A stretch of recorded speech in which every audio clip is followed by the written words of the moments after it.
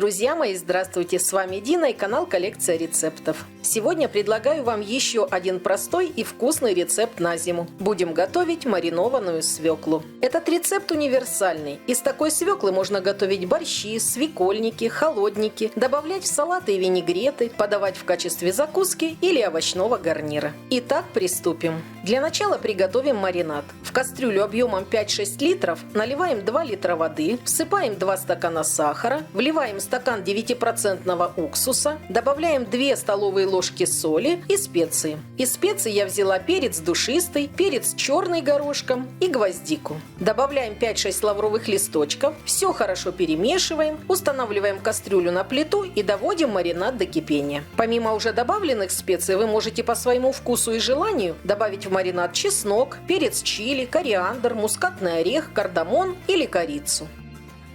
А пока маринад закипает, займемся свеклой. У меня 4 килограмма. Ее надо заранее отварить до полной готовности и очистить, что я и сделала. В итоге получилось 3,5 килограмма отварной. При работе со свеклой желательно одеть перчатки, чтобы не окрасить руки свекольным соком. Нарезаем свеклу произвольно такими кусочками, чтобы они поместились в банку. А уже зимой, достав маринованную свеклу, ее можно натереть на крупной или мелкой терке, нарезать кубиком или соломкой, измельчить в пюре или другим способом, согласно рецепту. Для этой заготовки старайтесь выбирать свеклу насыщенного бордового цвета. И еще, подойдет свекла абсолютно любого размера, как очень маленькая, ее можно мариновать целиком, так и очень крупная, которую удобно разрезать на кусочки оптимального размера.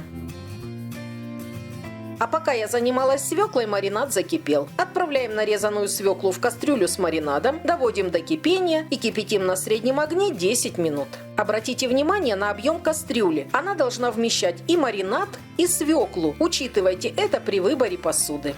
А пока свекла с маринадом закипают, подготовим баночки. Для этого количества продуктов понадобятся баночки общим объемом 5 литров. Я возьму 7 банок объемом 700 мл. Их необходимо простерилизовать, а крышки прокипятить. Спустя 10 минут кипения раскладываем свеклу в банки и заливаем кипящим маринадом. Старайтесь укладывать кусочки плотно до самого верха. Баночки закручиваем или закатываем крышками и переворачиваем вверх дном до полного остывания. Стерилизовать и укутывать не надо. Такую маринованную свеклу зимой можно подать в качестве закуски с кунжутом и жареным луком, с орехами, с зеленью, с черносливом, с чесноком или с сыром.